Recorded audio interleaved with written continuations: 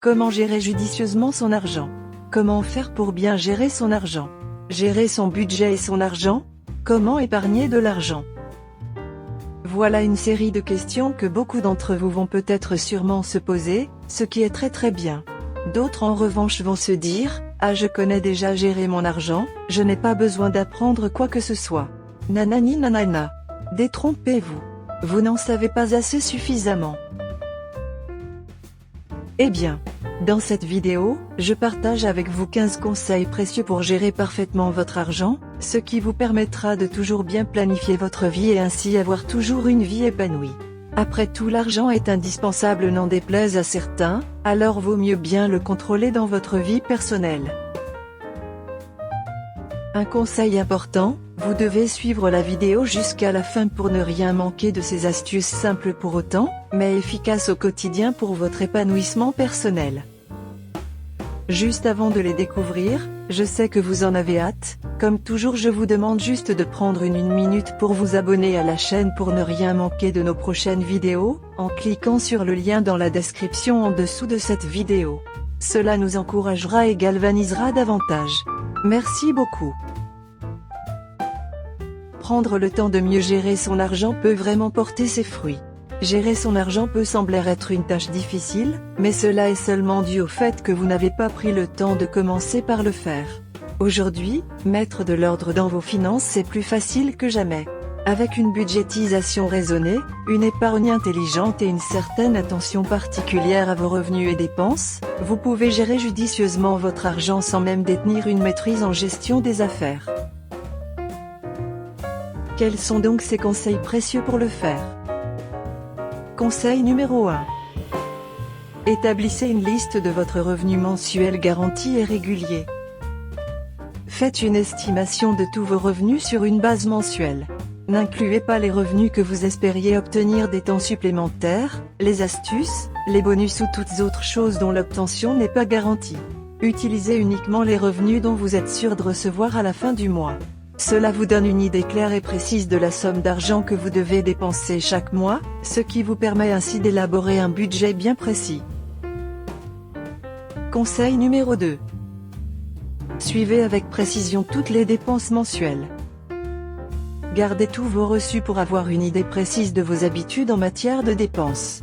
Heureusement, la technologie moderne a rendu cela plus facile que jamais, car vous pouvez vous connecter sur Internet pour prendre connaissance de vos dépenses faites par carte de crédit ainsi que de votre activité bancaire. La plupart des banques catégorisent même cela en fonction du type de dépenses, notamment pour les vivres ou produits alimentaires, le gaz ou le loyer. Si vous dépensez de l'argent en espèces, gardez le reçu et notez ce que vous avez acheté. Conseil numéro 3. Classez vos dépenses en 3 volets, à savoir les dépenses fixes, essentielles et celles non essentielles. C'est le meilleur moyen de voir à quel niveau vous pouvez économiser de l'argent et commencer à dépenser sagement. Les dépenses fixes englobent les dépenses qui ne changent pas d'un mois à un autre et qui doivent être effectuées, notamment le loyer, les remboursements des prêts, les paiements de voiture, etc. Les dépenses essentielles incluent les produits alimentaires, le transport, les factures et autres. En un mot, il s'agit de tout ce dont vous avez besoin pour vivre, mais dont les coûts varient d'un mois à un autre. Les dépenses non essentielles englobent toutes les autres dépenses comme les tickets de cinéma, les sorties pour prendre un verre avec des amis, les jouets ou les loisirs. C'est le niveau le plus important où la plupart des gens réalisent qu'ils peuvent économiser de l'argent. Conseil numéro 4. Gardez les relevés de chaque mois. Vous ne pouvez pas simplement le faire une fois et prétendre avoir élaboré un budget parfait. Le meilleur moyen de suivre vos dépenses est de garder un œil sur vos dépenses tout le temps, tout en analysant au moins une fois par mois la façon dont vous procédez. De façon générale, vos revenus seront les mêmes, ce qui implique que vous devrez ajuster vos dépenses si vous avez l'impression de perdre de l'argent. Écrivez dans un journal ou dans un bloc-notes vos revenus et vos dépenses mensuelles. Le fait d'avoir ces chiffres côte à côte vous permet de voir le montant que vous avez excédé dans vos dépenses. Conseil numéro 5. Calculez le montant économisé après avoir effectué les dépenses fixes et essentielles. Si vous dépensez seulement l'argent dont vous avez besoin pour vivre, combien pourriez-vous économiser de vos revenus? Prenez vos revenus garantis et soustrayez celles qui sont fixes et essentielles pour déterminer ce que vous devrez dépenser chaque mois.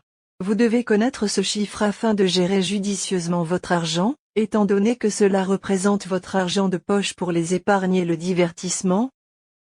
Incluez l'argent que vous dépensez pour vos fournitures, votre téléphone, votre loyer ou crédit pour la maison et toutes les dépenses régulières. Conseil numéro 6. Divisez votre surplus restant en deux moitiés. Répartissez votre surplus restant en deux tranches, notamment pour les épargnes ou investissements et pour les dépenses liées à vos activités. Conseil numéro 7. Fixez un budget personnel et tenez-vous-y. Une fois que vous savez la somme d'argent disponible que vous avez, vous devez vous engager à ne pas dépenser plus que ce que vous disposez. Si vous aimez acheter des vêtements, vous avez une passion pour la mode, vous devez apprendre à vous poser la question suivante: ai-je vraiment besoin d'acheter cela? Ne gaspillez pas de l'argent sur les marques de design et optez plutôt pour les vêtements d'occasion. Faites le tour des magasins lors des foires commerciales, mais uniquement si vous avez vraiment besoin de ces articles. Conseil numéro 8. Utilisez uniquement les cartes de crédit pour régler les factures dont vous êtes sûr de payer. Les cartes de crédit ne sont pas de l'argent gratuit. Les taux d'intérêt imputés sur les cartes de crédit sont élevés, même s'ils ne vous sont pas prélevés immédiatement. Gérer votre argent judicieusement implique également l'utilisation de vos cartes de crédit de façon rationnelle. Il s'agit d'un prolongement de votre budget et non une dépense distincte. Cela dit, une utilisation responsable de votre carte aide à acquérir du crédit, ce qui est nécessaire pour les emprunts automobiles et immobiliers. Conseil numéro 9. Ayez une idée claire de votre objectif lorsque vous effectuez des achats dans les magasins. Les achats impulsifs préoccupent constamment les acheteurs intelligents et des gestionnaires financiers. Avant d'acheter quoi que ce soit, vous devez vous poser la question que voici: ai-je nécessairement besoin de cela avant de vivre? En profiterai-je sur le long terme? S'agit-il d'un plaisir éphémère? Évitez de considérer les achats comme une activité récréative et économisez cet argent pour des dépenses essentielles. Conseil numéro 10. Achetez en vrac si cela est possible. Certes, il est difficile de réduire vos dépenses essentielles, comme les vivres, mais cela n'est pas impossible. Le fait d'acheter en gros est plus onéreux, mais cela vous permet d'économiser de l'argent sur le long terme. Vous pouvez acheter des produits de toilette, des vivres et des produits d'entretien en ligne ou dans de grands entrepôts de produits en vrac pour réduire vos dépenses. Conseil numéro 11. Si vous avez du mal à faire des épargnes, sortez à l'avance avec l'argent que vous pouvez dépenser. Si vous êtes financièrement en difficulté, l'un des meilleurs moyens par lesquels vous pouvez éviter de faire des dépenses excessives est de prélever le montant total que vous devrez dépenser, en espèces, au début du mois. Séparez ce montant dans des enveloppes différentes, dont une pour les vivres, une pour le gaz, une autre pour le loyer, etc. De cette façon, vous savez exactement la somme d'argent que vous possédez. Conseil numéro 12. Fixez-vous l'objectif d'avoir au moins 3 à 6 mois de dépenses courantes disponibles en tout temps. Plusieurs conseillers financiers suggèrent même d'en avoir au-delà, c'est-à-dire des épargnes d'au moins 9 à 12 mois, mais la barre minimum absolue dont vous devez disposer en cas d'urgence est de 3 mois. Cet argent est uniquement dépensé lorsque vous en aurez obligatoirement besoin, notamment dans des situations où vous perdez votre travail ou quand vous devez payer des factures médicales. Conseil numéro 13.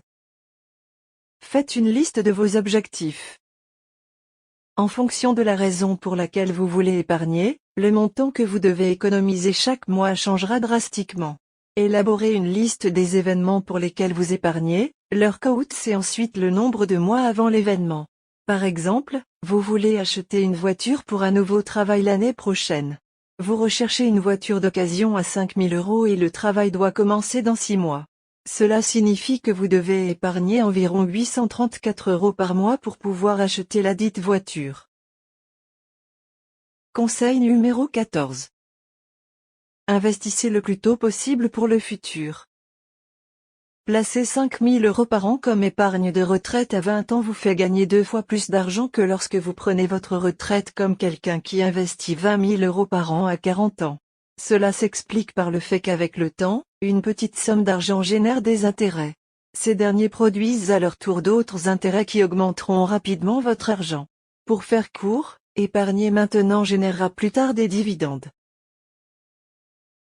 Et enfin dernier conseil importante pour finir. Conseil numéro 15. Mettez de côté vos bénéfices et boostez ainsi vos économies. Chaque fois que cela est possible, prenez vos bénéfices et consacrez-les à votre épargne et vos investissements. Vous pourriez être tenté d'acheter une belle nouvelle voiture ou un jouet, mais économiser de l'argent fera une grande différence plus tard dans votre vie. Lorsque vous bénéficiez d'une augmentation, ajoutez ce montant à votre épargne mensuelle. Vous maintiendrez le même train de vie et épargnerez plus d'argent sur le long terme. Nous espérons que ces astuces vous permettront de développer de nouvelles habitudes en vue d'acquérir une richesse future. Commencez dès maintenant sans plus attendre. Si cette vidéo vous a plu, cliquez sur le bouton j'aime et partagez-la massivement. Si vous n'êtes pas encore abonné à cette chaîne, cliquez sur le bouton s'abonner pour ne jamais manquer une vidéo. Enfin, si vous souhaitez ajouter quelque chose ou poser une question, dites-nous cela en commentaire. Nous lirons cela avec attention. Eh bien, merci d'avoir regardé cette vidéo et à bientôt sur cette chaîne pour d'autres vidéos encore cool.